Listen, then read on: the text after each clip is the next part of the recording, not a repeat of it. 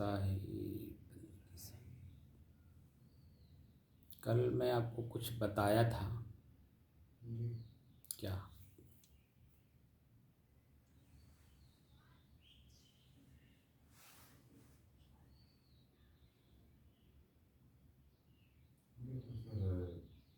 कहाँ से शुरू करें, हमको याद ही नहीं आ रहा है। जहाँ से भी याद आ रहा वहीं से शुरू।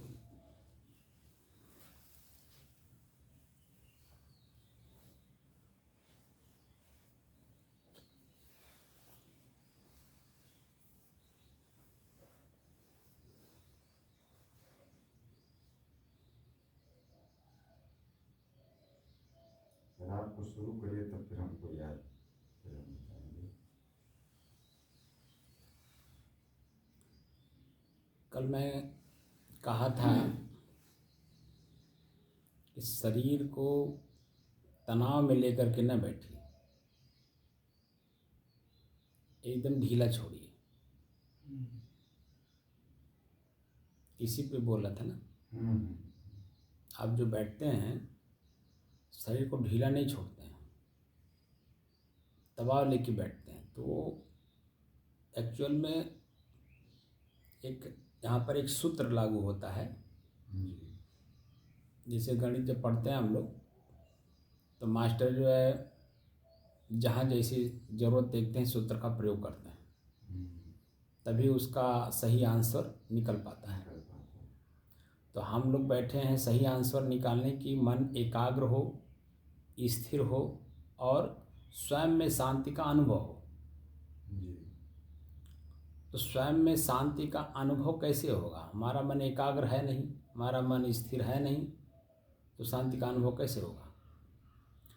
तो ये जो शरीर को आप दबाव देंगे तो मन, इसका मतलब है कि मन दबा हुआ है, साफ इसे जाहिर होता है। जैसे उदाहरण ले लीजिए, किसी फंक्शन में आप गए, वो फंक्शन कमरे में है, स्टेज लगा हुआ है, नीचे कुर्सी लगी है। आप जब तक उस फंक्शन में चल कर जाते हैं तब तक आप अपने को पढ़िए, और उस कमरे में जब आप बैठते हैं तो किसी की तरफ प्रवेश करते हैं तो किसी की तरफ नहीं देखते हैं, सिर्फ एक चीज़ देखते हैं कि कुर्सी कहाँ है या खाली जगह कहाँ है, इतना तो देखते हैं। मन वहाँ एकाग्र है सिर्फ इसलिए कि मुझे बैठने की कोई सीट मिल जाए, कोई जगह मिल जाए। या जगह नहीं अगर मान लीजिए कहीं मिल रहा है तो आप ये सोचते हैं कि मैं ज़रा कहीं पहले खड़ा तो हो जाऊं, और खड़ा होने के लिए भी आप ये सोचते हैं कि मैं जो भीड़ है, मतलब जो कार्यक्रम हो रहा है, हम उसके एकदम सामने रहूं, भीड़ में भी मैं उसके सामने रहूं कि खड़े होकर के कम से कम देख तो लें। जैसे ही आप खड़े होते हैं या बैठ जाते हैं या कुर्सी पर बैठते हैं, बैठने के बाद सामने देखते हैं, पहले जो कार्यक्रम चल रहा होता है उसमें जब कार्यक्रम क्या चल रहा है ये कंफर्म कर लेते हैं, उसमें पात्र कौन कौन है, क्या क्या काम हो रहा है, कौन कौन कर रहा है, ये सब आप देख लेते हैं। वहाँ का सिचुएशन देख लेते हैं कि इसमें जो सौंदर्यीकरण है वो कौन कौन सी, किस किस तरह की सौंदर्यीकरण की गई है ना। उसके बाद तब आप दाएं बाएं और आगे पीछे भी देखते हैं कि अच्छा इसमें देखें कौन कौन लोग बैठे हैं, कितने लोग बैठे हैं। क्योंकि जब आप अपने को स्थिर कर लेते हैं तभी तो दाएं बाएं आगे पीछे देखते हैं। जी। जब तक आप स्वयं अपने आप को स्थिर नहीं कर लेंगे तब तक क्या आप दाएं बाएं आगे पीछे देखेंगे? नहीं। तो ये जो साधना हम करा रहे हैं, इस साधना में जब तक आप सुख की गद्दी पर बैठेंगे नहीं, सुख की गद्दी मतलब आसन, मन स्थिर नहीं होगा, तब तक जब आगे पीछे दाएं बाएं कुछ नहीं देखेगा, बस खाली एक धुन में रहेगा जो उसके मन में है। मन जिस शब्द को स्मरण कर लिया है, ख्याल कर लिया है, उसी में वो उथल पुथल करके जो है सोचेगा। फलां ने हमको कह दिए तो क्यों कह दिए, हमने कौन गलती की, काहे कह दिए, क्या यही अवसर था उनको कहने का, क्या वही 4 लोगों के बीच में ही कहने का था। अब उसी में खाली आप मंथन करेंगे। बात समझ रहे हैं? मैं तो एक एग्जाम्पल दे रहा हूँ खाली। जी।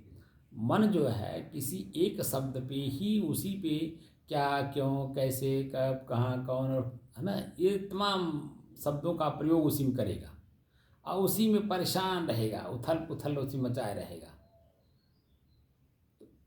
ये तो हम 24 घंटा तो कर ही रहे हैं और 135 करोड़ जनता के बीच में हम रहते हैं।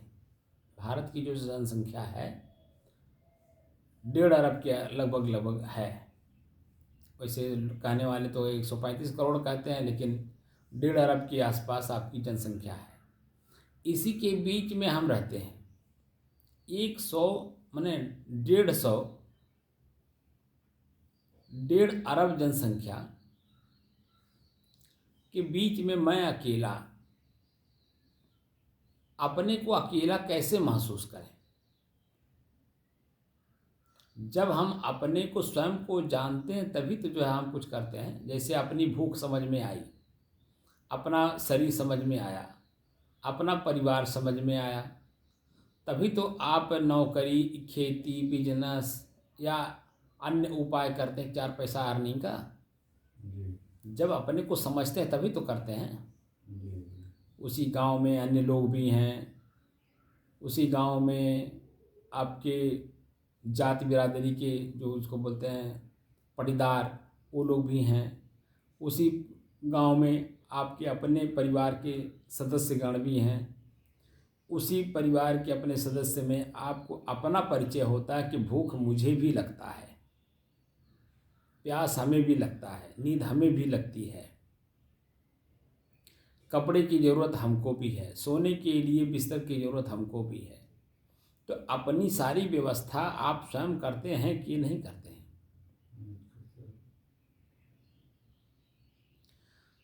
अब 1.5 अरब जनसंख्या अपनी व्यवस्था कर ले और आपके पास कुछ ना हो तो उसका क्या मतलब है?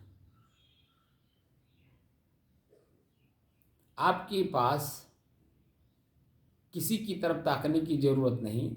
आपके पास 2 ही शर्ट है, 2 ही पैंट है, तो आप जब घर से बाहर निकलते हैं तो उसी में से एक पहन करके निकलते हैं ना, धो करके, सुखा करके। और मान लीजिए आपके पास पैसे नहीं हैं, आप प्रेस नहीं करा सकते, तो जब प्रेस नहीं करा सकते, पैसे नहीं हैं, तो उस समय भी अपना दिमाग काम करता है। जब हम कपड़ा धोते हैं, धो करके जब सुखाते हैं, सुखाते समय हम जैसे तैसे नहीं डाल देते हैं उसको, क्या कहते हैं उसको, फटक करके, क्या बोलते हैं उसको, झाड़ करके या फिर उसमें जो सिकुड़न रहती है उसको बराबर करते हैं, देख करके कि मतलब इसमें सिकुड़न ना महसूस हो, लोग समझें कि साफ़ सुथरा है ना। तो जब घर से निकलते हैं तो आप कितना उमंग रहता है कि मैं नया अपना कपड़ा पहना हूँ, एक उत्साह रहता है, लोग हमको देखें, मैं भी कपड़ा पहना हूँ, एक मन में उत्पन्न होता है कि नहीं? यही चीज़ें जो है हम आपको ये सिखाना चाहते हैं कि स्वयं को जब आप समझ जाएंगे ना, ये तनाव, ये परिवार, ये समाज, ये दुख, पीड़ा, जो बाहर भीड़ है वो अंदर है, जो अंदर है वही बाहर है, ये सब समझ में आ जाएगा। और इन्हीं के बीच में आप अपने रह करके कहीं, देखिए ये जो साधना हम करा रहे हैं, आपको कहीं भागने की ज़रूरत नहीं है, कहीं जाने की ज़रूरत नहीं है, किसी के पास सीखने की ज़रूरत नहीं है, बस स्वयं के पास जो है उसे जानने की ज़रूरत है, जो स्वयं के पास है। तो स्वयं के पास मतलब अपने से अलग, और स्वयं, जैसे आके बैठे तो बैठने से पहले आपको समझ में आए कि ये सीट खाली है, बैठ के उसी पे पास में पड़ा हुआ था एक रजिस्टर, आपने समझ लिया कि इसमें दस्तखत करना है, तो इसका मतलब है आपसे अलग गद्दी भी आपसे अलग है और रजिस्टर भी आपसे अलग है। आपने उसका उपयोगिता कर लिया, आराम से बैठ गए, मन शांत हो गया। जैसे आप अपने को समझेंगे तो वस्तु की कीमत समझ जाएंगे, उसकी उपयोगिता समझ जाएंगे, तो कहीं भागने का चांस है? ये तो हम लोगों को जो त्याग परंपरा सिखा दिया गया, तो त्याग परंपरा वृत्ति के त्याग की परंपरा नहीं सिखाई गई, ये वस्तु मटेरियल का जन्म त्याग परंपरा सिखा दी गई। तो मटेरियल देखिए, शरीर जहाँ भी हम रहेंगे शरीर से ही तो रहेंगे। शरीर में भूख लगेगा कि नहीं, लगेगा। प्यास लगेगा कि नहीं, नींद लगेगी कि नहीं, इसी शरीर में ही तो मन है जो सुख दुख का अनुभव करता है। इसी शरीर में ही तो मन है, तो उसमें विचार भी है, उसमें विवेक भी है, उसमें अस्थिरता भी है तो स्थिरता भी है, चंचलता है तो एकाग्रता भी है। सब कुछ होते हुए मन की शांति का अनुभव इसी शरीर से ही करेंगे। हम कहीं भी किसी जगह रह के कर सकते हैं। जब इस लेवल पे आप जाएंगे तो कहीं भागने का चांस है? जो बाहरी मटेरियल है हम उसका उपयोग करेंगे, तो उपयोग क्या करेंगे? सदुपयोग करेंगे। उपयोग में दो चीज़ें होती है, दुरुपयोग और सदुपयोग। तो सदुपयोग करेंगे तो सदुपयोग में हम खुद खुश रहेंगे, प्रसन्न रहेंगे और दूसरे को भी प्रसन्न रखेंगे। लेकिन जब दुरुपयोग करेंगे तो हम खुद दुखी रहेंगे और हमारे वजह से दूसरे लोग भी दुखी रहेंगे। जैसे आपके परिवार के ही लोग हैं, आपकी पत्नी दुखी रहेगी, आपके बेटे दुखी रहेंगे, नाती पोता दुखी रहेंगे, भाई बंधु दुखी रहेंगे,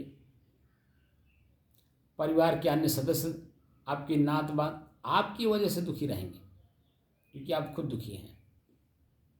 लेकिन जब आप सुखी हैं तो उसी सुख को बांटने के लिए अन्य लोग भी आपके पास भैया, बाबू, काका, दादा, मामा, चाचा सब कहते हैं कि नहीं? लेकिन जब आप खुद दुखी हैं तो उसमें कोई आता है मामा, चाचा, काका, दादा कहने? तो स्वयं के सुख का ही आनंद लेना है और वही आनंद हमें दूसरे के साथ शेयर भी करना है। जब आपके पास 1000, 2000, 10,000, 20,000, 50,000 रहता है तो उसी में से लेने के लिए तमाम लोग आते हैं कि नहीं? बिजली का बिल जमा करना है, मकान का किराया जमा करना है, गाड़ी में पेट्रोल डालना है, भोजन करने के लिए जो वस्तु खरीदते हैं, जिस दुकान से खरीदते हैं उस दुकानदार को देना होता है, सब्जी वाले को देना होता है, दूध वाले को देना होता है। तो उसी पैसे में से, क्योंकि आप धनवान हैं, तो उसी में से जिन जिन व्यक्तियों से जो जो वस्तु आप खरीदते हैं तो उसी अपने ही धन में से तो उनको देते हैं, तभी तो वो तो आपको शेयर आपके साथ वो शेयर करते हैं। अगर अपने धन में से आप दूसरे के साथ शेयर न करिए तो दूसरा आपके साथ कैसे शेयर करेगा अपनी वस्तु को? नहीं करेगा। वही चीज़ हम समझाना चाहते हैं कि आपके पास आनंद की, सुख की, शांति का खजाना है, लेकिन आप अपने खजाने को समझ नहीं रहे हैं, जान नहीं रहे हैं, उसे देख नहीं रहे हैं। जब तक आप देखेंगे नहीं, उसे जानेंगे नहीं और समझेंगे नहीं तो उसका प्रयोग कैसे करेंगे? और उसी का मैं चाहता हूं कि आप लोग देखिए, जानिए और समझिए। देख लीजिए, जान लीजिए, समझ लीजिए और उसी का प्रयोग करिए। तो चाहे जहाँ रहिए, चाहे आप परिवार में रहिए, चाहे समाज में रहिए, चाहे जंगल में रहिए, चाहे कहीं दूर दराज एकांत में रहिए, क्योंकि ना समझी का ही खेल सब जगह है, चल रहा है, इसीलिए दुख हम भोग रहे हैं। लेकिन जब समझ जाते हैं तो दुख कहीं रहता है? सारा खेल ना समझी का है। हम आपकी भाषा नहीं समझते, इसीलिए हम आपको अलग दृष्टि से देखते हैं। आप मेरी भाषा नहीं समझते हैं, इसीलिए आप हमें अलग दृष्टि से देखते हैं। लेकिन दोनों की भाषा एक हो जाए तो समझ एक हो जाएगी कि नहीं? और जब दोनों की समझ एक हो गई तो कहीं कोई द्वंद्व है? पहले पूरे विश्व में एक दूसरे से कटने मरने के लिए लोग तैयार रहते थे, राजा लोग, क्योंकि नासमझी का खेल खेल रहे थे, कोई किसी को समझ नहीं रहा था अपने सामने। लेकिन वर्तमान समय में आप देख रहे होंगे कि सभी लोग आनंदित हैं एक दूसरे के प्रति। क्यों? क्योंकि भाषा समझ में आ गई, ये क्या कह रहे हैं अपनी भाषा में। एक दूसरा व्यक्ति एक दूसरे की भाषा को समझ लिया तो कहीं कोई किसी के ऊपर कोई आंख दिखा रहा है? अगर आंख दिखा रहा है तो उसकी नासमझी है। ये बात स्पष्ट हो गई कि नहीं? तो मेरे कहने का मतलब है कि जब आप बैठें तो तनाव मुक्त होकर के बैठें, भले 10 मिनट बैठें, जितना भी समय आपके पास हो। तो यहाँ जब शरीर को एकदम ढीला करके बैठेंगे तभी तनाव मुक्त होंगे। शरीर को तनाव लेकर के दबाव लेकर के बैठने की जरूरत नहीं। मैं यहाँ आपको स्वयं की जानकारी का ज्ञान दे रहा हूँ। आप कौन हैं? क्या आप दबाव हैं? क्या आप तनाव हैं? क्या आप दुख हैं? क्या आप पीड़ा हैं? क्या आप सुख हैं? क्या आप आनंद हैं? क्या आप शांति के सागर हैं? आप हैं कौन? आप एक उदाहरण ले लीजिए, किसी का आप कर्जा लिए हैं और जानकारी में लिए हैं, जानकर लिए हैं, और सामने वाले व्यक्ति जिससे आपने लिया है कर्जा उसको आपने समय सीमा डेडलाइन भी दे दिया कि फलां दिन में हम दे देंगे, इतने दिन में दे देंगे, इतने तारीख तक दे देंगे, आज हमें ज़रूरत है आप दे दीजिए। तो जब तक ले तो लिए, लेते समय तो बड़ा आनंद आया, आपका दूसरा काम हो गया, पैसा वहीं वो ख़त्म हो गया, क्योंकि काम के लिए लिए थे, जिस काम के लिए वो पैसा वहीं उस काम में लग गया। तो आप खाली फिर हो गए कि नहीं? आपके पास तो कुछ नहीं है। तो वो जो पैसा आपने लिया, तो जब तक आप दे नहीं दिए तो आपके मन पे कैसा भार रहता है? दबाव रहता है कि नहीं? तनाव रहता है कि नहीं? लेकिन जब दे देते हैं, लौटा देते हैं, तब अपने आप को हल्का महसूस करते हैं कि नहीं? तो उस समय में आप क्या अनुभव करते हैं? कोई सुख, कोई दुख, कोई लाभ, हानि, क्या अनुभव करते हैं? सिर्फ हल्कापन आप अनुभव करते हैं। क्या उस स्थिति का वर्णन आप शब्दों में कर पाएंगे? वही चीज़ मैं सिखाना चाहता हूँ। ये जो व्यवहार है ये पूर्व जन्मों के कर्मों का फल है। हम लेन देन जिसके साथ किए हैं वो अपना लेन देन पूरा कर लेगा, आप हल्का हो जाएंगे।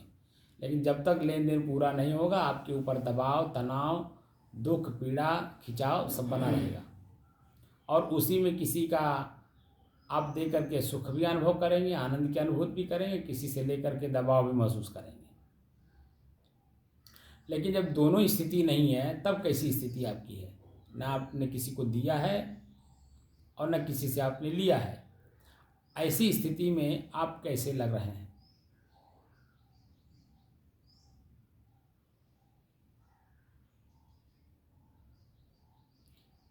शांत आदमी लगता है। वही स्थिति आपकी अपनी स्वयं की है, वही स्थिति आपकी स्वयं की अपनी है। ना तनाव होगा, ना सुख का अनुभव होगा, ना दबाव महसूस होगा, ना पीड़ा होगी। एकदम एक रस, एक स्थिति होती है, और उसी स्थिति को हम मन के द्वारा ही अनुभव करेंगे। बात समझ रहे हैं? तो ये जो साधना है 473 दिन तक हम लोग आज सीखे, 74 दिन हो गया आज। तो आज भी अगर आप में तनाव शरीर महसूस कर रहा हो, ढीलापन महसूस नहीं हुआ, तो मैंने जो उदाहरण दिया, किसी फंक्शन में आप प्रवेश किए, तो प्रवेश करते समय तो वृत्ति एक ही वृत्ति खाली रहती है कि वहाँ हम पहुँचे पहले, और जिसने हमें फंक्शन में बुलाया है उसके सामने एक बार अपना चेहरा दिखा दें। फिर दूसरा आप वहाँ कुर्सी खोजते हैं या जगह खोजते हैं कि बैठने के लिए। जब आराम से बैठ लेते हैं अब मन में जितनी कल्पना रहती है वो पूरा हो जाता है, तब दाएं बाएं आगे पीछे देखते हैं, क्योंकि मन स्थिर हो गया। और जब दाएं बाएं भी देख लेते हैं और सबको समझ लेते हैं, तब जो है वो फंक्शन का आनंद लेते हैं एकाग्र हो करके। यही ना होता है। यही चीज़ें आपकी मैं इस चीज़ को सिखा रहा हूँ कि अपने स्वयं का आनंद स्वयं के भीतर ही है, बस समझने की ज़रूरत है। आप एक संत गुरु के पास बैठ रहे हैं, नाम है संत गुरु, ठीक है। मैं एक संत भी हूँ और गुरु पद पर रह करके मैं आप लोगों को शिक्षा भी दे रहा हूँ। तो संत गुरु के पास अगर अपनी गोपनीय से गोपनीय बात को अगर हम नहीं समझ लेंगे तो कोई बता पाएगा? कि कबीर के हम लोग अनुयायी हैं, तो कबीर कहते हैं कि गुरु सिकली गर कीजिए, मन ही मस्कला दे, और शब्द छोलना छोल के चित दर्पण कर ले। शब्द में छिलका है, मालूम है जी। क्या? छिलका ये होता है कि जैसे एक ही शब्द के जो है अनेक अर्थ होते हैं। हाँ, अनेक अर्थ होते हैं। तो जब तक सामने वाला जिस भाव में आप बोल रहे हैं उसका अर्थ वो समझ ले, तो वो भाव में आ जाएगा। और जब वो भाव में आ जाएगा तो आप में और उसमें कोई दूरी नहीं रह जाएगी। बात समझ रहे हैं? तो गुरु और शिष्य दोनों एक हो जाएंगे, वहाँ कोई द्वंद्व नहीं रह जाएगा। जो शिष्य गुरु के पास सीखने आया, जानने आया, समझने आया है, जब उसके अर्थ में आप समझा देंगे तो समझ जाएगा, तो वो आपका ऋणी हो जाएगा। जैसे हम लोग भी कभी किसी इस विषय में कुछ नहीं जानते थे, ABCD जो कुछ भी जानते ही नहीं थे, लेकिन हमने जिसके पास रह कर के 10 साल सीखा है, देखा है, जाना है, समझा है और स्वयं में स्थित हो गए, वह परिपक्वता आ गई, तब तो हम आप लोगों के सामने प्रस्तुतिकरण किया अपने। अगर मैं भी आप ही जैसा होता तो आप मेरे शब्द को सुन करके सिर्फ हंसते, उसमें तर्क नहीं करते अपने आप से कि ये क्या कहना चाहते हैं। मैं जो शब्द बोलता हूँ आपके अंदर में एक जागृति पैदा करता हूँ। क्या ऐसा भी होता है? क्योंकि ऐसा कभी हमने सुना ही नहीं, ऐसे कभी कोई ग्रंथ पढ़ा ही नहीं, जो कि तमाम ग्रंथ हमारे भरे पड़े हैं, जैसे वेद हैं, श्रुति हैं, स्मृति हैं, उपनिषद हैं, हमारे 6 शास्त्र हैं, हमने कभी उसको पढ़ा ही नहीं। क्योंकि उसमें जितनी भी बातें हैं स्वयं आत्मावारे द्रष्टव्य है, श्रोतव्य है, मंतव्य है, निधिध्यास्तव्य है। आत्मा ही देखने, सुनने, मनन करने, निधिध्यासन करने, रमण करने, उसी में लीन होने, वही हो जाने में ऐसी बात करता है। तो फिर आत्मा कौन है? आत्मा शब्द का अर्थ होता है स्वयं, स्वयं ही अपने आप को देखने। जैसे आप अपने को समझे तभी तो अपनी गरीबी मिटा करके नौकरी करके अपनी अमीरी प्राप्त किए कि नहीं। व्यवहार में आप दोनों जनी नौकरी किए कि नहीं, क्योंकि अपनी गरीबी देखी, वर्तमान की स्थिति को देखा, अपनी पढ़ाई की, पारिवारिक स्थिति को आपने ठीक किया, सबको संपन्न बना दिया, और आज देखिए आप लोग एकदम स्वतंत्र हैं कि नहीं। आज जो आप लोग बैठे हैं, आपकी उम्र भी लगभग 65 साल से ऊपर ही होगी, 63 साल। तो 63 साल की उम्र जो है, अभी 60 साल तो आपने नौकरी की होगी, 3 साल रिटायर हो गया, और राम अवतार बाबू का 75, 76 साल, 77 साल हो गया। तो 60 साल तक नौकरी उन्होंने भी किया, आपने भी किया। तो अब निश्चिंतता पूर्वक बैठे हैं। क्यों बैठे निश्चिंतता पूर्वक? क्योंकि सब काम को आपने संपन्न कर दिया। कोई जो सामाजिक प्रक्रिया थी, जो शरीर की रिक्वायरमेंट थे, परिवार का रिक्वायरमेंट था, उसको सबको संपन्न कर दिए। अब सिर्फ उसे भोगना है, सुरक्षित रखना है। जब सुरक्षित रहेंगे तभी तो भोग में आएंगे। भाई कोई भी वस्तु आपने खरीद लिया तो वो जब तक रहेगा, तब जब तक आप रखना चाहेंगे, यानी सुरक्षित जब तक आप रखेंगे तब तक तो आपके सुरक्षा की दृष्टि से तब तक रहेगा जब तक आप रखना चाहते हैं। लेकिन जब आप सुरक्षित न रखना चाहें, तुरंत तोड़ देना चाहें, फोड़ देना चाहें, नष्ट कर देना चाहें, तो आपके साथ कैसे रहेगा? तो दोस्त तो अपना ही होगा ना। सब कुछ मिला करके अगर हम देखें, गुणा भाग लगाएं, जोड़ घटाना करें, तो स्वयं ही, चाहे वो व्यवहार हो चाहे वो परमार्थ हो, दोनों समय में, दोनों जगहों पे हम स्वयं दोषी भी हैं और स्वयं हम अपने लिए स्वयं अमृत भी हैं, डॉक्टर भी हैं, है कि नहीं?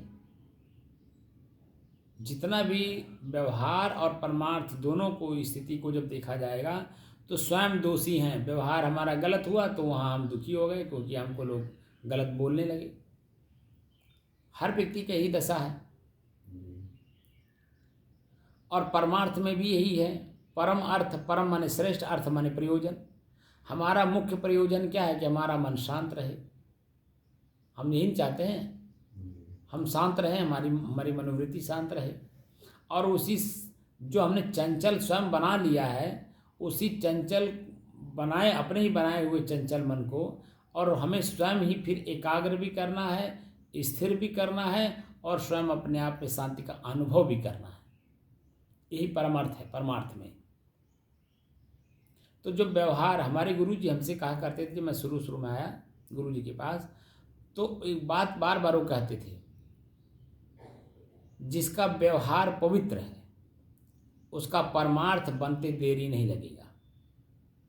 बात समझ रहे हैं?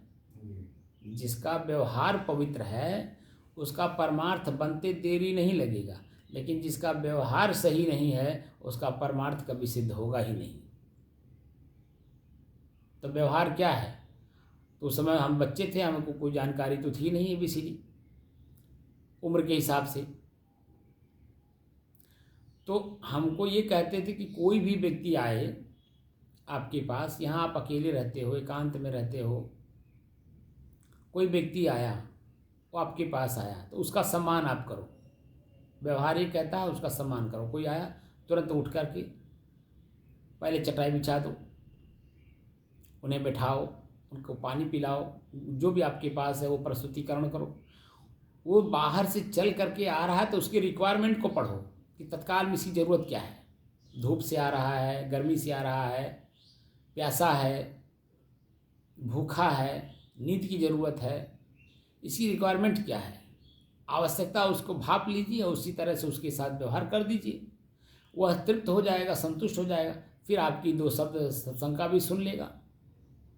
लेकिन वो आके तत्काल बैठे और मन में चंचलता हो और आप कथा सुनाओ तो उसके मन में कहीं बैठेगा?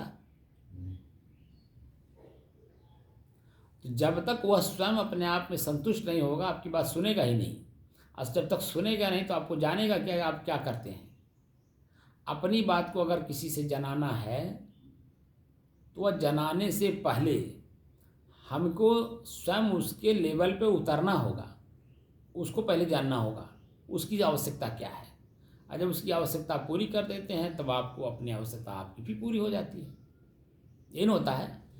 ज्ञानी का यही कर्तव्य है कि हम दूसरे को पहले देखें, उसकी रिक्वायरमेंट क्या है। वह रिक्वायरमेंट जब प्राप्त कर लेगा उसका मन शांत हो जाएगा, क्योंकि वो चंचल है, दुखी है, पीड़ित है, इसलिए कि उसके पास वो चीज़ें नहीं हैं और वही चीज़ें पाने के लिए आपके पास आया है। अगर वो पा जाएगा, संतुष्ट हो जाएगा, फिर अपनी बात को आप कहिए, उसको सुना दीजिए, उसको वस्तु भी दे दीजिए और उसको अपनी बात भी उसके कान में डाल दीजिए।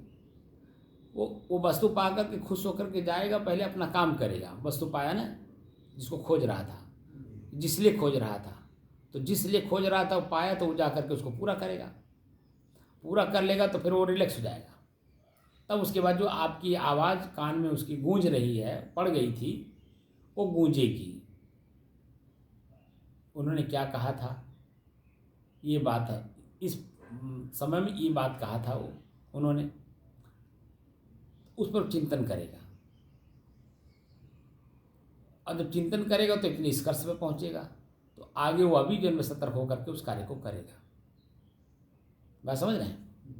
यही होता है। तो तनाव लेकर के मत बैठा करिए, एकदम तनाव मुक्त होकर के बैठिए। जितना देर भी बैठना हो, यहाँ 5 मिनट बैठिए, तनाव मुक्त होकर के बैठिए। शरीर को ढीला छोड़ के बैठिए, एकदम शांत स्थिति। मेरा यही कहना है और कुछ नहीं कहना है। क्योंकि जब तक देखिए, जब घर में घुसते हैं तो पूरा रिलैक्स हो जाते हैं, और जब पूरा रिलैक्स होते हैं तब घर के अंदर में जो वस्तु है, कौन वस्तु कहाँ है, ये अपने दिमाग में हम फिट करते हैं, कौन वस्तु कहाँ है, कब इसका प्रयोग करना है। तो समय समय से प्रयोग करते हैं, हमारा जीवन आराम से चल जाता है, समय कट जाता है। यही करना है। लेकिन जैसे हमारा क्या होता है कि जैसे हम सांस को मतलब जब ध्यान से देखते हैं, तो जैसे ये निद्रा या कोई ऐसी चीज़ जो है, जब आदमी ध्यान में रहता है, किसी चीज़ के ध्यान में रहता है, तो अन्य चीज़ें नहीं आती हैं।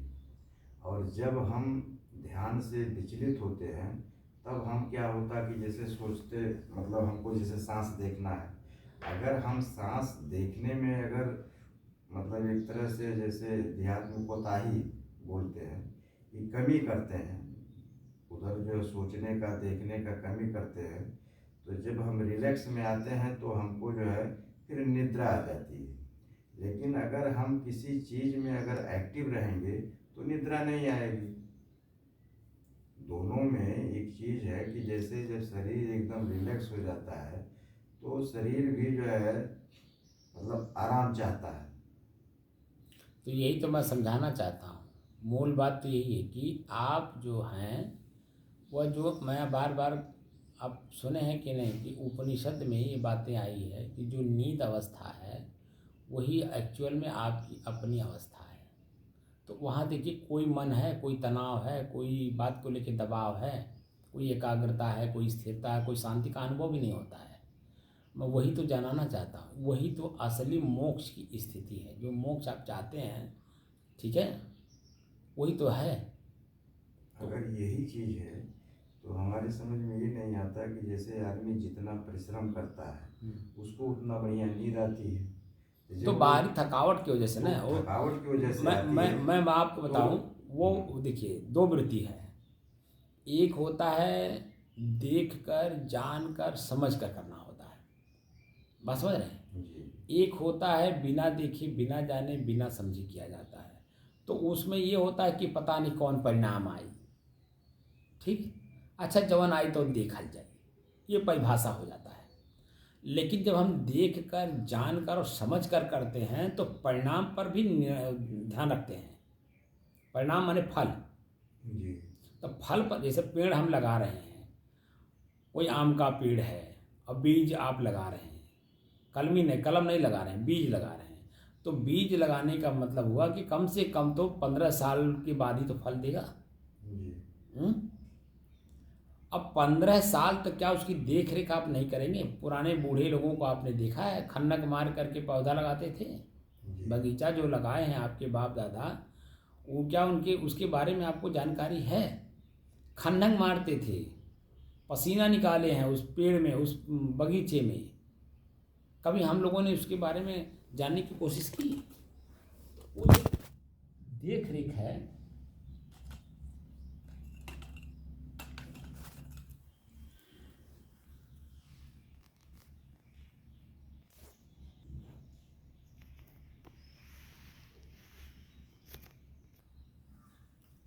वो जो पौधे की देख रेख है, वो पौधा 15 साल तक लगातार उन्होंने देखा है। पशु से बचाया है, आदमी से बचाया है, पक्षियों से बचाया है, स्वयं वहाँ रह करके ठंडी, गर्मी, बरसात, भूख, प्यास सबका सहन किया है।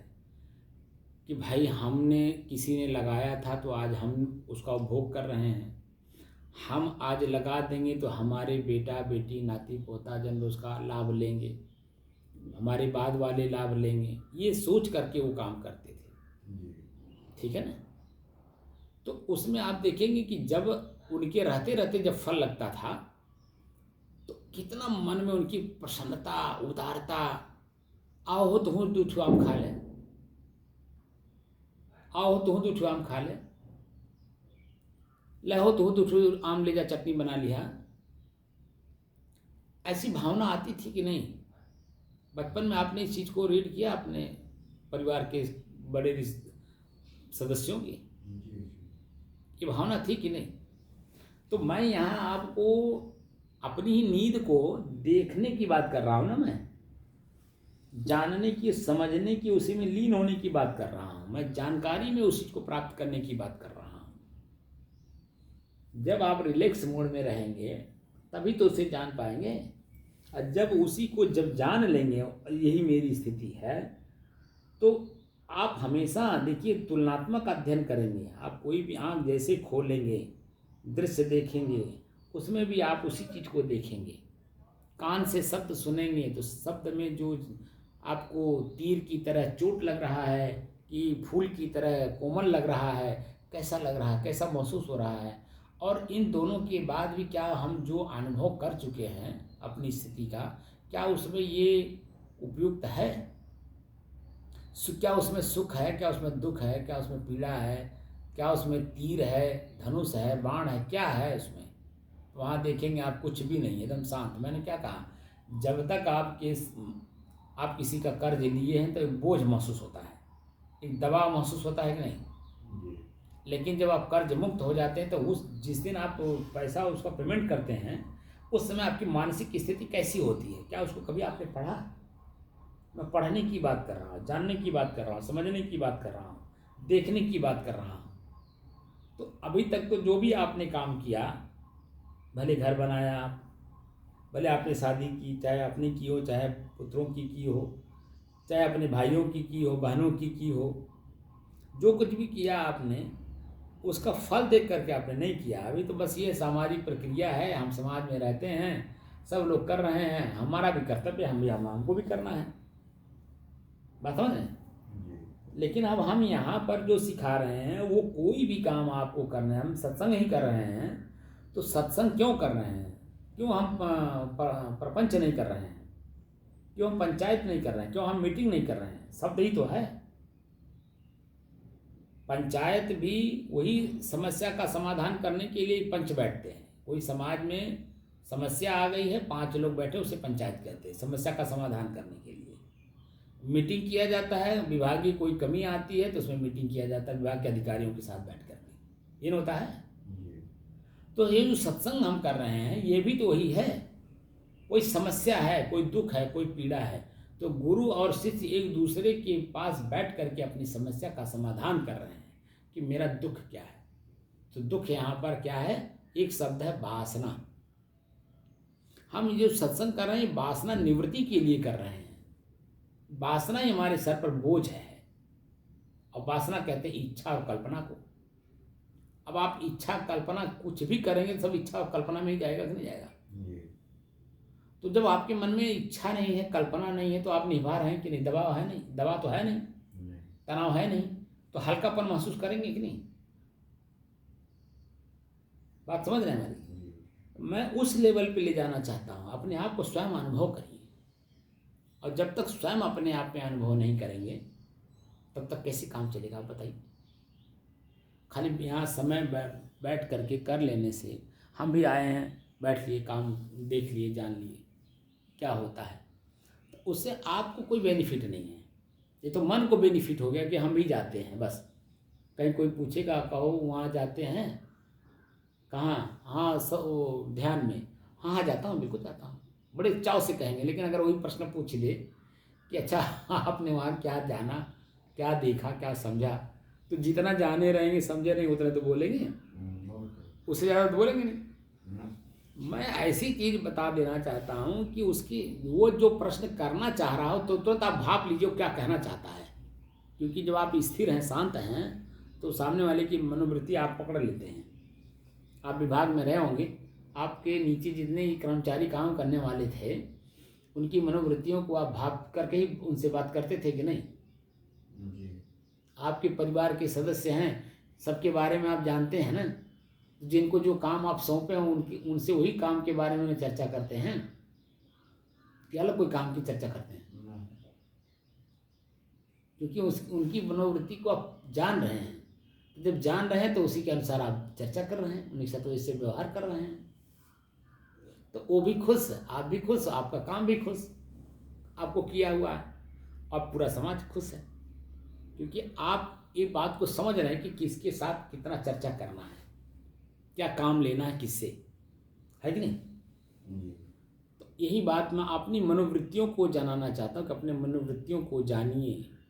पहले तो मनोवृत्ति को जानिए, फिर उसको देखिए, फिर उसको समझिए, और फिर उसे शांत करने की विधि भी सीख लीजिए। और जैसे शांत होगी स्थिति, इसीलिए मैं अभी आगे की प्रक्रिया कुछ नहीं कर पा रहा हूँ। एक शवासन भी आता है इसमें, योग में अंत में शवासन भी आता है, तो शवासन की प्रक्रिया भी सिखानी है, आपको सीखनी है। जैसे मुर्दा, स्व माने मुर्दा होता है, आसन, मुर्दा आसन सिखाना है। मुर्दा आसन कैसे सीखेंगे जब अभी जो मोटी मोटी चीज़ें नहीं सीखे, तो अभी जो सूक्ष्म से सूक्ष्म है उसको कैसे जानेंगे। हम साधु नहीं बना रहे हैं आपको कि कपड़ा पहना दे और अपने पीछे पीछे घुमाए अपना झोला ढोने के लिए।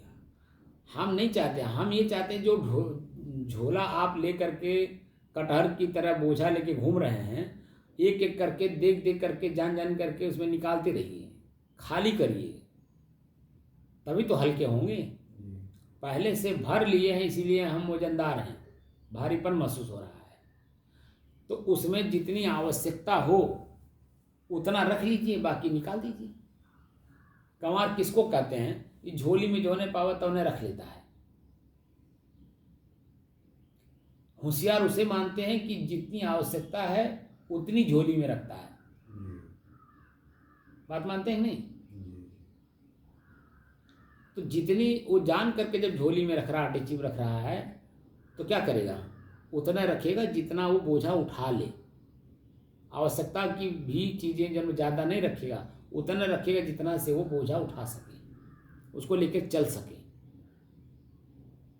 दुनिया जाने चाहे न जाने वो बात अलग है, लेकिन स्वयं उसको अनुभव हो रहा है कि मैं इतना बोझा उठा पाऊंगा कि नहीं। कभी खेत में आपने काम किया है बोझा ढोने का, बचपन में किए है ना। तो वो जो बोझा बांधने वाले हैं, तो वो जो धान या गेहूं का है, वो उतने बांधते थे जितना जो व्यक्ति ले जाने वाला है वो जितना आराम से वो खलिहान तक पहुंचा दे, दूरी के हिसाब से करते थे। खलिहान के नज़दीक है तो बोझा थोड़ा हल्का ज़्यादा बांध देते थे, लेकिन खलिहान से दूर है तो उसके अपने मतलब क्षमता से भी कम करते थे कि ताकि वो वहाँ तक आराम से लेके जा सके, बीच में पटके नहीं। क्योंकि बीच में जब पटकेगा तो उसमें धान झरेगा, गेहूँ झरेगा, तो हमारे बोने से काटने से मतलब क्या हुआ। तो इसीलिए बोझा उतने बांधते थे जितनी ले जाने वाले की क्षमता होती थी, उस क्षमता से भी कम करते थे। तो हम लोगों ने तो जो मन में तनाव लिया है, ये बोझा अपने क्षमता से ज़्यादा अपने मन पे बोझा लाद लिए, तो गंवार हो गए। और यही समाज में आप देखिए कि संत लोग भी हैं, उनका भी अपना जीवन है, चल रहे हैं। और आपने से किसी और अच्छे आदमी को भी देख लीजिए जो सुखी है, परिवार को सुखी किया हुआ, आनंदित है, उसी परिवार में आनंदित है, तो वो तनाव में नहीं है, बोझा मुक्त है। बात समझ रहे हैं। तो इसलिए मेरा जो अपना थिंकिंग है, चिंतन है कि तनाव मुक्त होकर के काम करना है। शरीर तो मेरे से अलग है, ये महसूस होना चाहिए। मैं शरीर नहीं हूँ, ये महसूस होना चाहिए।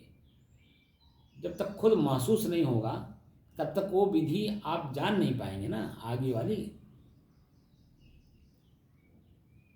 अरे भाई, जब तक हम लोगों की पैरुख है, चल के आकर के सुन सकते हैं, उसको प्रयोग कर सकते हैं, तो उसे प्रयोग करना चाहिए।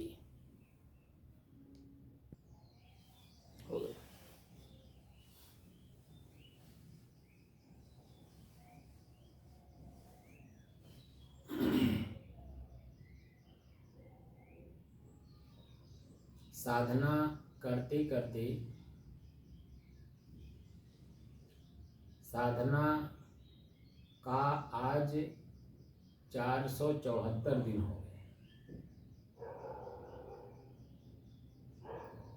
तारीख है 23 फरवरी सन 2023। दिन बृहस्पतिवार, प्रातः काल का समय।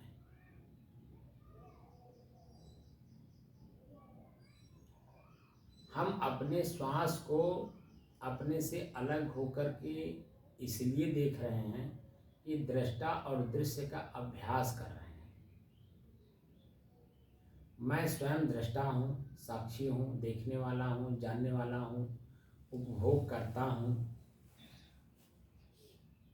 श्वास मेरे से अलग है, एक दृश्य है। मैं इसे ले रहा हूँ, मैं ही इसे छोड़ रहा हूँ, मैं इसका उपभोग कर रहा हूँ।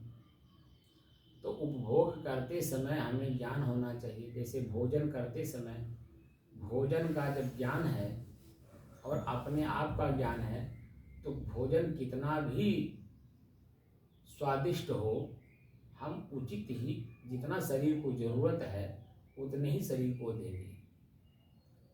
ये नहीं कि जो है हम गले तक ठूस के खा लेंगे, या स्वादिष्ट नहीं है तो हम भोजन नहीं करेंगे, ऐसी भी स्थिति नहीं होगी।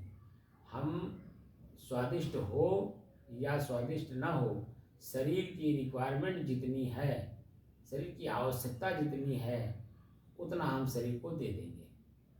क्योंकि ना हम स्वाद हैं ना हम बेस्वाद हैं, हम तो इन दोनों के उपभोग करता हैं।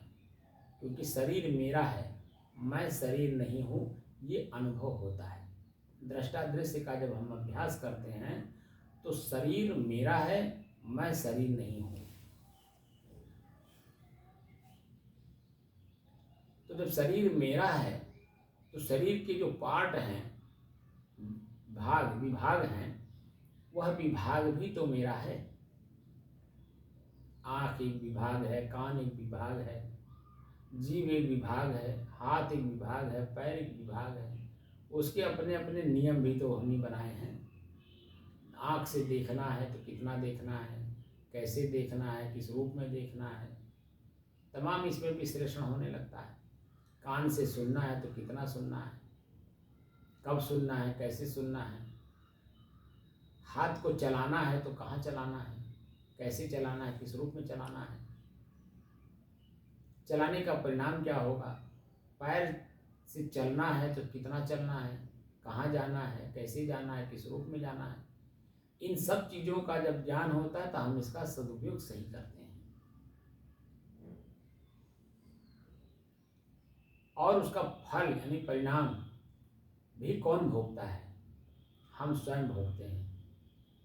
हाथ अपना परिणाम नहीं भोगता है, आँख अपना परिणाम नहीं भोगता है, उसका उपयोग करने वाला भोगता है। वह उपयोग करने वाला ही तो मैं हूँ।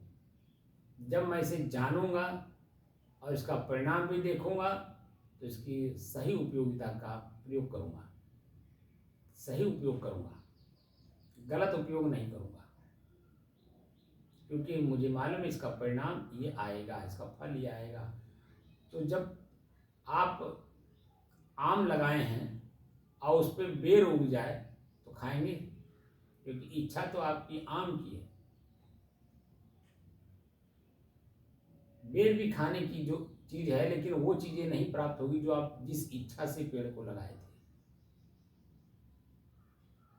जिस स्वाद को मन में रख करके आपने पौधे को लगाया था कि इसमें ये स्वाद मिलेगा, और बेर का स्वाद है खाने वाली वस्तु बेर भी, लेकिन आम का जो फल का रस है, स्वाद है, और बेर का जो रस और स्वाद है, वो दोनों एक नहीं हो सकते ना, कि हो जाएंगे? नहीं हो है तो फल ही। तो मन में एक उड़न सी होती है, परेशानी सी लगती है, दुख सा लगता है। देखो हमने लगाया था आम, इसमें उग गया बेर, इसमें फल लग गया बेर। तो हम जब कोई भी काम करते हैं, परिणाम चाहते हैं उसका अच्छे के रूप में, लेकिन जब उसका परिणाम सामने आता है तभी तो हम पश्चाताप में डूबते हैं। क्योंकि हम जब तक वो कार्य सिद्ध ना हो जाए तब तक हम उस कार्य में लगातार उसको एकाग्र होकर के नहीं करते हैं, उसके साथ साथ अन्य कार्य भी करने लगते हैं। तो पूरा मन उसमें लगा नहीं, तो उसका परिणाम जो आएगा, तो जितना आपने मन लगा करके काम किया उतना आपको सामने आ रहा है।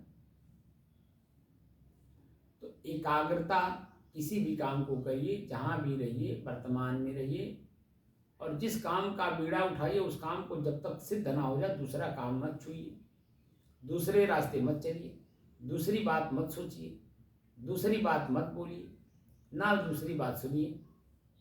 बस उसी के बारे में सुनिए, उसी के बारे में सोचिए, उसी के बारे में बोलिए और उसी के बारे में करिए जो वर्तमान में आपने कार्य को उठा रखा है। तभी तो उसका परिणाम जो फल है आएगा वो सार्थक होगा, आपके अनुकूल होगा। क्योंकि व्यवधान बहुत आते हैं। कोई भी काम आप जब लक्ष्य बना करके काम करने लगते हैं तो उसमें व्यवधान बहुत आते हैं। आपने जमीन खरीदा परिश्रम करके पैसा कमा के, और उसी में जब घर बनाने चलते तो घर बनाते समय पहले पड़ोसी आपका आकर के रोकता है कि नहीं, व्यवधान आया कि नहीं? क्यों? राम प्रताप बाबू, व्यवधान आया कि नहीं? तो व्यवधान दूर करके ही तो आप नींव डालते हैं। जब तक वो समस्या समाधान ना हो जाए तब तक आप नींव डाल पाएंगे? अब वो 1 दिन में होगा कि 2 दिन में होगा कि 10 दिन में होगा कि 10 महीने में होगा कि 10 साल में होगा, वो तो समय बताएगा। तो जब तक वो समस्या का समाधान ना होगा तब तक आप नींव नहीं रख सकते, नींव नहीं डाल सकते। वही स्थिति आपके मन की है। जब तक आपका मन, चंचल मन पहले एक जगह स्थिर ना, एकाग्र ना हो, एक काम में उनका मन न लगे, दूसरे आपका मन स्थिर ना हो, और तीसरे स्वयं में शांत ना हो। जब तक शांत नहीं होगा तब तक उसके बारे में पूरा यथावत सोचेगा नहीं, बोलेगा नहीं, करेगा नहीं, वो तो चंचल रहेगा। हर आदमी हर कार्य कर रहे हैं लेकिन चंचलता पूर्वक कर रहे हैं, इसीलिए वो दुखी हैं, पीड़ित हैं, पश्चाताप में डूबे हुए हैं। तो हम आप भी वही हैं जो सामने वाला है, लेकिन हम लोग जानने बैठे हैं, समझने बैठे हैं, देखने बैठे हैं और प्रयोग करने की कला सीखने बैठे हैं। ये नहीं खाली जान कर ही रह गए, ये नहीं कि खाली सुन कर के ही रह गए, प्रयोग करने की भी कला सीखनी है ना उसकी। जैसे श्वास हमने बता दिया भगवान और ईश्वर क्या है, खाली बता दिया कि भगवान आपका शरीर है, ईश्वर आपका श्वास है।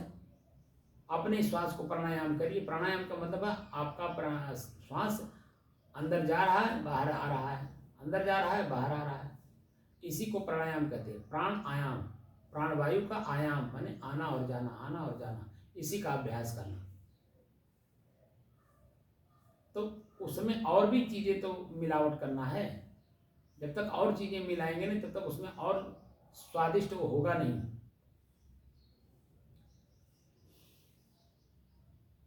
तो क्या करना है कि अपने श्वास को अपने से अलग होकर के जब देखना शुरू करेंगे तो मेरा मन समझ में आएगा, मेरे मन में कोई चिंता है तो श्वास पे मन टिक नहीं रहा है। मन हमारा चंचल है तो श्वास पे हमारा मन टिक नहीं रहा है। जब मन एकाग्र होकर के श्वास को देखने में लगातार सक्षम हो गया तब उसके आगे और बताया जाता है। इसमें और चीज देखिए कि इसमें सुगंध है कि दुर्गंध है, ठंडी है कि गर्मी है, शीतलता है कि सामान्य है, आपको बैठने में सहयोग कर रहा है या बैठने में यहाँ बाधक बन रहा है। आपका अपने श्वास की किसमें दुर्गंध आएगा तो बैठने नहीं देगा, स्थिर होने नहीं देगा।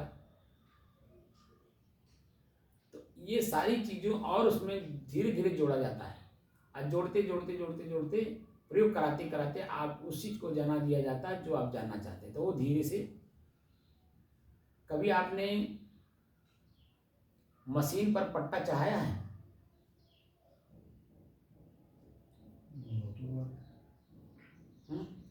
बहुतों बार चढ़ाया है। तो पट्टा चढ़ाते समय जो आपका व्हील है, पहिया जिस पर चढ़ाना है, तो एक दूसरे पहिए से एक दूसरे पहिए पर चढ़ाना होता है ना। एक छोटा होता है, बड़ा होता है। तो या तो पहले बड़े पे आप रख लेंगे तो छोटे पे रखेंगे, या तो छोटे पे पहले रख लेंगे पूरा, फिर बाद में जब धीरे धीरे बड़े पे भी रख लेंगे। तो चढ़ाते समय आप देखिए कितना मेहनत लगा करके चढ़ाना पड़ता है। और बिना पूरा सतर्कता के साथ चढ़ाना पड़ता है कि नहीं, जी। क्योंकि उसमें आप ये भी सावधानी बरतनी पड़ती है कि कहीं मेरा उंगली उसमें ना पड़ जाए, मेरा हाथ उसमें ना पड़ जाए। सतर्कता वहाँ रखनी पड़ती है कि नहीं। और जब चढ़ जाता है और आपका उंगली उसमें नहीं पड़ा, आपका हाथ उसमें नहीं पड़ा, आपको किसी प्रकार का पीड़ा नहीं दिया, तनाव नहीं दिया, दबाव नहीं दिया, तो आप रिलैक्स हो जाते हैं कि नहीं। तो फिर वो पट्टा चढ़ा करके मशीन चला देते हैं, चाहे पानी चलवाना हो, चाहे आपको गेहूं पीसना हो, चाहे तेल पेरना हो, सब काम आप कर लेंगे। लेकिन जब आपके उंगली पड़ गई उसमें, तो जब उंगली पड़ गई तो पट्टा चढ़ेगा भी नहीं।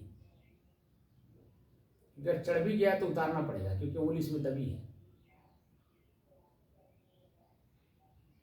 बात कुछ समझ में आ रही है। बोझा उठाने की कला मालूम है। बोझा उठाते समय क्या आप हंस सकते हैं, क्या आप बात करेंगे। वहां तो कहा जाता है कि सांस बंद करिए, मुंह बंद करिए, मुंह पहले कहा जाता है मुंह बंद करिए, हंसना बंद करिए, तब बोझा उठाइए। तो जब तक बोझा एक दूसरे के सर पे न पहुंचे तब तक आप पकड़े रहते हैं कि नहीं। जब उसके सर पे पहुंच जाता है या अपने सर पे पहुंच जाता है तो बोझा उठाना खत्म हो जाता है ना, उसे छोड़ देते हैं, क्योंकि आपको मालूम उसके सर पे पहुंच गया। तो आपके शरीर में, आपके हाथ में, आपके मस्तिष्क में कोई तनाव दबाव नहीं महसूस होता है। वो जो मानसिक स्थिति है, हम उस सूक्ष्म मानसिक स्थिति को बढ़ाना चाहते हैं, क्योंकि स्थूल से सूक्ष्म की ओर जाना है हमें ना। हमारी अभी माइंड जो है स्थूल है, मटेरियल माइंड है, इसीलिए हम दुख, पीड़ा, पश्चाताप ढो रहे हैं इसी शरीर के साथ। हमारा स्थूल मन सूक्ष्म की ओर कैसे जाए और सूक्ष्म से सूक्ष्म चीजों को कैसे देखे, कैसे जाने, कैसे समझे, कैसे उसे प्रयोग करें, ये कला इसमें हम सिखाना चाहते हैं। जो ईश्वर शब्द है वो वहां तक ले जाता है जहां तक आपकी अपनी आखिरी मंजिल है। आखिरी मंजिल तो अभी मिली नहीं, हम लोग रास्ते में हैं, और रास्ते में ही रह करके अगर हम वहीं स्थिर हो गए तो बात नहीं बनेगी। हम स्वयं को जानना चाहते कि मैं आखिर हूँ कौन। क्या ये तनाव में हूँ, क्या ये दबाव में हूँ, क्या ये दुख में हूँ, क्या ये पीड़ा में हूँ, क्या पश्चाताप हूँ, क्या आत्मग्लानि हूँ, क्या मैं सुख हूँ, क्या दुख हूँ, क्या आनंद हूँ, मैं आखिर हूँ कौन। तो आप देखेंगे सूक्ष्म रूप से जब उस लेवल पर पहुँचेंगे तो ना आप दुख है, ना सुख है, ना आनंद है, ना पीड़ा है, आप कुछ नहीं, बस एकदम जो है वही रहेंगे, वही चीज़ आपको समझ में आ जाएगी। जो हैं बस वही रह जाएंगे, आप क्योंकि आप कुछ है नहीं। तो अपने को ही जानना है, कैसे सूक्ष्म से सूक्ष्म चीज़ों को जान करके अपने को समझेंगे, क्योंकि विवेक कर रहे हैं हम लोग। एक शब्द का प्रयोग कर रहे हैं, विवेक। विवेक का मतलब होता है कि दो वस्तु एक में मिली हुई है, दोनों को हम लोग अलग अलग कर रहे हैं। तो जब तक दोनों चीज़ें अलग होंगी नहीं तब तक हम कौन है कैसे महसूस होगा। और मेरे अपने ही अंदर में सब कुछ भरे, हम डबल डबल कर रखे हैं सब, मैं और मेरा, मैं और मेरा, मैं और मेरा। मेरा ज़्यादा समझ में आता है क्योंकि वो बाह्य वृत्ति में है, मन में है, लेकिन मैं समझ में नहीं आता क्योंकि मैं स्वयं ही हूँ। जैसे अपनी स्वयं आँख है, खुला है तो समझ में नहीं आता कि मैं आँख हूँ कि मेरा आँख है, लेकिन जब बंद करते हैं तो मालूम होता है कि मैं अपनी आँख बंद कर रहा हूँ, और बंद करने के बाद जब खोलते हैं तो मालूम होता खोलते समय कि मैं अपनी आँख खोल रहा हूँ। लेकिन आँख अपने आप को नहीं जानती कि मैं आँख हूँ, मैं मुझे खुलना भी है, मुझे देखना भी है, मुझे जानना भी है, वो कुछ नहीं जानती। हम प्रयोग करने वाले को मालूम है कि हमारे आँख में कीचड़ है, हमारी आँख में कोई कंकड़ पड़ गया, पत्थर पड़ गया, धूल पड़ गई, कण पड़ गया, हमको पता है, हमारी आँख है ना, क्योंकि हमसे अलग है। लेकिन हम जो प्रयोग करने वाले आँख का प्रयोग करने वाले हैं, हम अपने आप का अनुभव नहीं कर पा रहे। तो हमें अपने आप का अनुभव करना है, मैं स्वयं कौन हूँ। तो वहाँ वृत्ति बिल्कुल शांत हो जाती। जो आप कह रहे हैं ना कि नींद आ जाती है, तो नींद आती कब है, ये भी प्रश्न तो है। जब आपके मन में कुछ कोई भी बात अच्छी बुरी, हानि लाभ सुख दुख पाप पुण्य, धर्म अधर्म, व्यवहार परमार्थ, कोई शब्द नहीं रहेगा, तभी तो नींद आती है। वही तो आपकी अपनी स्थिति है। अब वही मैं यहाँ अनुभव कराना चाहता हूँ। ये जो हमारी प्रक्रिया है, ये सूक्ष्म से स्थूल से सूक्ष्म की ओर जाने की है, सूक्ष्म से सूक्ष्मतर की ओर जाने की जरूरत है, सूक्ष्मतर से सूक्ष्मोत्तम की ओर जाने की जरूरत है। सूक्ष्मोत्तम ही है।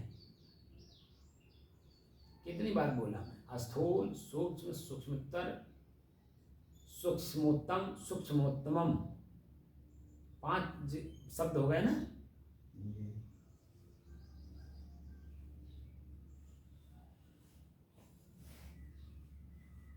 पांचों प्रक्रियाओं की ये सूक्ष्म है। इस स्थूल जब तक नहीं समझ में आएगा तब तक ये सूक्ष्म कैसे समझ में आएगा। क्योंकि पहले हम जो फंसे हैं ना, जो पीड़ा दुख समझ रहे हैं हम लोग, ये स्थूल में है। स्थूल से सूक्ष्म की ओर जाएंगे तब समझेंगे कि शरीर मेरा है, मैं शरीर नहीं हूं। तब और सूक्ष्मोत्तर करेंगे कि आखिर मैं कौन हूं इसी शरीर में। तो धीरे धीरे धीरे धीरे वहां तक चलेंगे। हमारे ऋषि इसीलिए कहते हैं कि शनै शनै, माने धीरे धीरे चलो।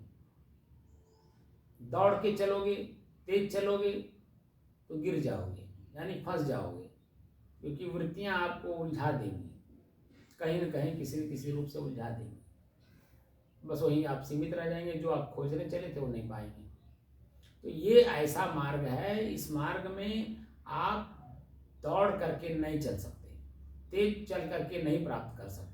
जब भी प्राप्त करेंगे, धीमी से धीमी गति में जब चलेंगे तब प्राप्त कर पाएंगे। धीमी में भी धीमी गति चलेंगे तब, क्योंकि धीमी गति आदमी तब चलता है जब किसी चीज को देख लेता है, जान लेता है, समझ लेता है, प्रयोग करने की कला जान लेता है, तब उसे प्रयोग करता है। क्योंकि उसे फल चाहिए। फल चाहिए तो मतलब मैं जो चाह रहा हूं वो होना चाहिए। मेरे अपने ही चीज को मुझे प्राप्त करना है, तो मेरा अपना चीज तो मैं स्वयं ही हूं। तो मुझे स्वयं को स्वयं में प्राप्त करना है, तो कैसे करेंगे? क्योंकि वृत्तियां मटेरियल माइंड हो गई हैं। अंग्रेजी में ना मटेरियल माइंड, यानी वस्तु। हमारा मन जो है वो वस्तु कारक हो गया है, वस्तु हो गया है। तो मैं स्वयं को स्वयं में कैसे प्राप्त करूंगा जब तक मटेरियल माइंड खत्म नहीं होगा।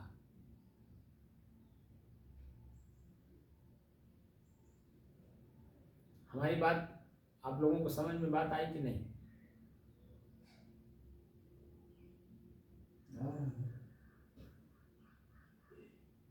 एक शब्द पे मैं इतना बोल गया कि एकदम रिलैक्स होकर के बैठना। जब भी बैठिए, चाहे अपने घर पर बैठिए चाहे यहाँ बैठिए, एकदम रिलैक्स मोड में बैठिए। तब दाएं बाएं आगे पीछे ऊपर नीचे देख करके तब काम करेंगे। तब उसका रिस्पॉन्स, जो फल आएगा, परिणाम आएगा, वो आपके अनुकूल होगा। यही मैं जाना और समझाना चाहता हूँ, क्योंकि मुझे अपने आप को प्राप्त करना है और अपने आप को अपने आप में ही ढूंढना भी है, खोजना भी है, समझना भी है, और स्वयं में अपने आप को प्राप्त भी करना है, और स्वयं अपने आप में वही हो भी जाना है। लास्ट है वही हो जाना। तो जब वही हो जाएंगे तो फिर बाहर कुछ रह ही नहीं जाएगा। पानी दो जगह रखी हो, एक बाल्टी में, एक गिलास में। तो बाल्टी का पानी गिलास में नहीं आ सकता, क्योंकि उसमें ज़्यादा पानी है और गिलास छोटा है। तो बड़े बाल्टी का पानी गिलास में नहीं आ सकता है। लेकिन गिलास का पानी बाल्टी में जाने से क्या उसमें अलग कर पाएगा कि मैं इस गिलास का पानी हूँ? क्यों?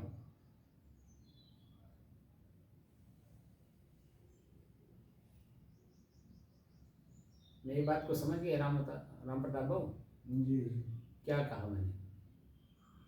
बड़े बाल्टी का पानी गिलास में नहीं समा सकता है। वो तो नहीं समा ये तो सही बात है, लेकिन हम वही उल्टा कर दें।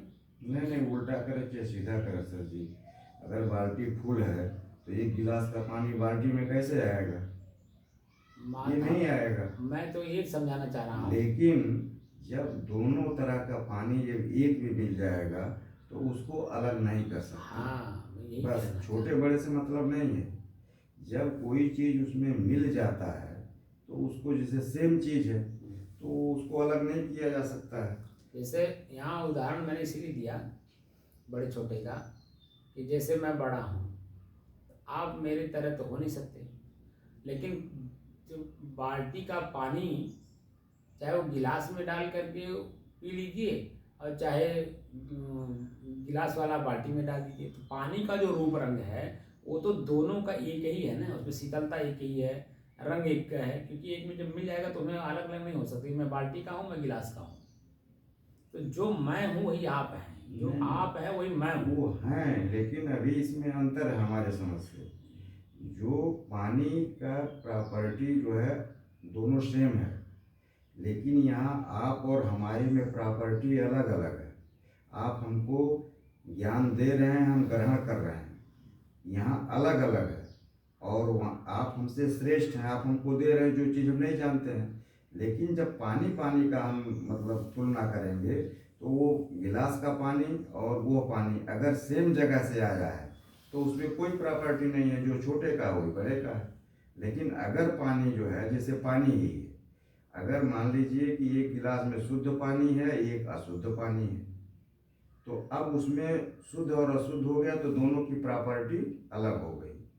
तो उसी तरह से पानी में अभी क्या हुआ कि जैसे जो गुरु होता है, जो ज्ञानी होता है, संत होता है, उसमें दुर्गुण नहीं होते हैं। और सेम चीज़ हमारे में दुर्गुण है, तो पानी तो हम भी हैं, पानी आप भी हैं, लेकिन उसमें क्वालिटी है कि एक शुद्ध है और एक अशुद्ध है। तो उसमें क्या होगा, जैसे अमूमन देखा जाए, अशुद्ध को जो है शुद्ध में मिलाएंगे तो वो जो है उसको गड़बड़ करेगा, उसमें अशुद्धि थोड़ा मोड़ा जाएगा, वो हो सकता है कि नहीं दिखाई दे। लेकिन अगर शुद्ध चीज़ अशुद्ध में जो अगर डालेंगे तो इसको शुद्ध करेगा। तो जैसे हम लोग हैं तो हम लोग अपने को कुछ न कुछ शुद्ध कर रहे हैं, आपसे सीख रहे हैं। हम पानी हैं, लेकिन जो है आप पानी में भी जो है मतलब अच्छे पानी हैं, हम जो है थोड़ा सा पानी का क्वालिटी हमारा लो है। वही तो मैं कह रहा हूँ कि जब पानी समझ में आ गया कि अशुद्ध है तो फिल्टर कौन करेगा? तो जो जान रहा है कि अशुद्ध है वही तो करेगा।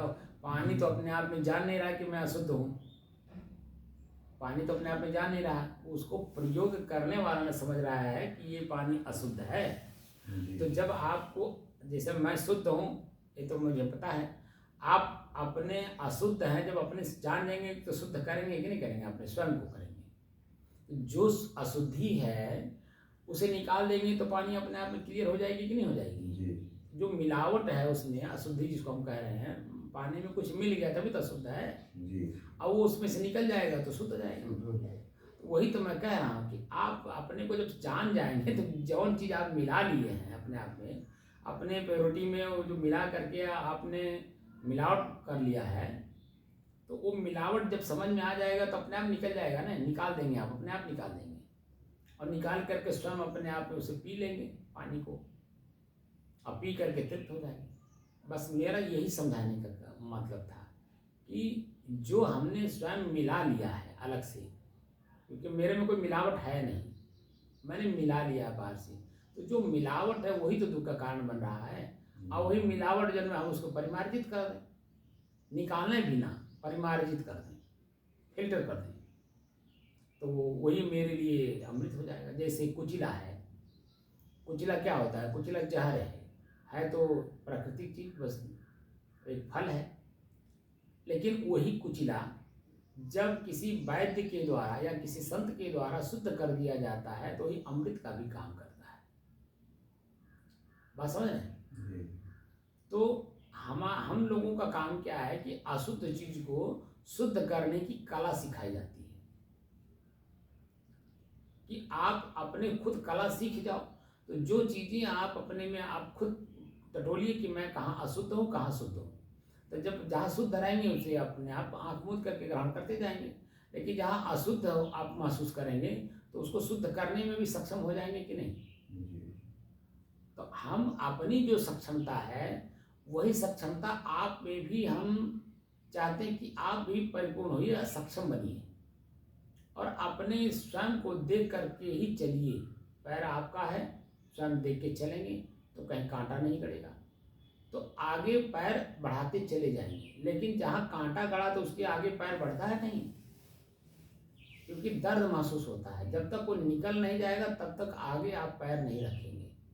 तो वही जो आपने मान लिया, वही कांटा गड़ा लिया, तो मान लिया कांटा गड़ा लिया तो वहीं रुक गए ना, आगे कहाँ चल पाए। वही हम लोग चाहते हैं कि आगे चलते रहिए, कोई चीज़ खराब नहीं है उसका। जैसे पृथ्वी पे हम चलेंगे, चाहे कीचड़ हो, चाहे सामान्य जगह हो, चाहे कंकड़ पत्थर हो, चाहे कांटा हो, चलेंगे। लेकिन उस जगह पे वर्तमान में जब मन रहेगा तो जैसी स्थिति वर्तमान की होगी, कंकड़ है तो हल्का चलेंगे, धीरे चलेंगे, देख देख करके चलेंगे। कांटा है तो और धीरे चलेंगे और संभल करके चलेंगे। जहाँ पैर रखेंगे तहाँ जब जान कर, देख कर, समझ करके पैर रखेंगे कि कांटा गड़ने ना पाए, चुभने ना पावे। कीचड़ है तो वहाँ भी देख के चलेंगे, लेकिन सामान्य है तो आप दौड़ते हुए चलेंगे। तो हर स्थिति का, हर जगह का एक भाव आपके अंदर में स्वयं चेंज हो जाता है। वही मैं जानना चाहता हूँ कि जो भाव चेंज हो रहा है उसको वर्तमान में रखिए, तो जहाँ जैसी आवश्यकता होगी उसका वैसा पालन कर देंगे, आपका मन जो का त्यों वैसे बना ही रहेगा। ध्यान का मतलब होता है किसी काम को करने से पहले अपने मन को पढ़ना कि मेरा मन है स्थिति इस समय कैसी है, काम करते समय मेरा मन है स्थिति कैसी है, काम समाप्त होने के बाद मेरे मन की स्थिति कैसी है, काम समाप्त हो गया उसका जो फल परिणाम आ रहा है वो मुझे क्या दे रहा है। तो जब इस तरह पढ़ेंगे तो जो पहले स्थिति थी आपकी उसी में वापस लौटना पड़ेगा काम करने के बाद भी। तो अगर उसी में लौट गए तब सकुशल माने जाएंगे कि आपका मन जैसे पहले था, शांत था, स्थिर था, एकाग्र था। वही कर्म करने के बाद भी आपका मन एकाग्र हो, स्थिर हो और शांत हो, तब आपकी सकुशलता मानी जाएगी कि आप किसी काम को किए, बड़े कुशलता पूर्वक कर लिए कि जो जैसी स्थिति थी उसको वर्तमान में देखते हुए और पूर्व का भी ध्यान रखते हुए आप आगे बढ़ते चलेंगे। तो हम यहाँ दृष्टा और दृश्य का अभ्यास कराना है। तो दृष्टा दृश्य का, जब आप दृश्य को देखेंगे, जानेंगे, समझेंगे तभी तो प्रयोग करेंगे, तो उसका परिणाम भी तो आप ही भोगेंगे। देख कर करेंगे, जान कर करेंगे, समझ करके करेंगे तो उसमें आनंद की अनुभूति होगी अंत में। लेकिन जब देख कर, जान कर, समझ कर नहीं करेंगे, कार्य कर रहे हैं लेकिन देख कर नहीं कर रहे हैं, जान कर नहीं कर रहे हैं, समझ करके नहीं कर रहे हैं, तो परिणाम उस समय भी तो आएगा कि नहीं आएगा? क्यों? तो उस समय जो परिणाम आएगा तो पहाड़ टूटने जैसा लगता है। दुख, पीड़ा, पश्चाताप अचानक आता है, अरे बाप रे ये क्या आ गया, हम तो नहीं चाह रहे थे, हम तो इसके विपरीत कार्य कर रहे थे, लेकिन ये कैसे आ गया, ये कहाँ से आ गया, कौन ला दिया, कैसे ला दिया। तरह तरह के प्रश्न अपने मन में उठते हैं कि नहीं? तो ये तरह तरह के जो प्रश्न उठ रहे हैं यही तो चंचल कर रहे हैं आपके मन को।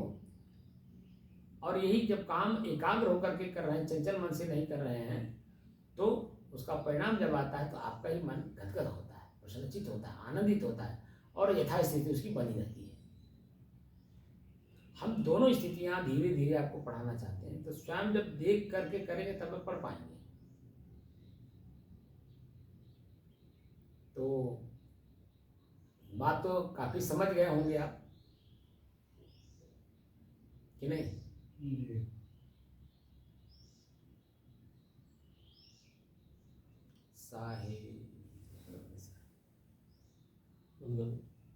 क्यों रहा बताओ जी सर। आपकी बात समझ में आ गई जी कि नहीं आई? आ रही है।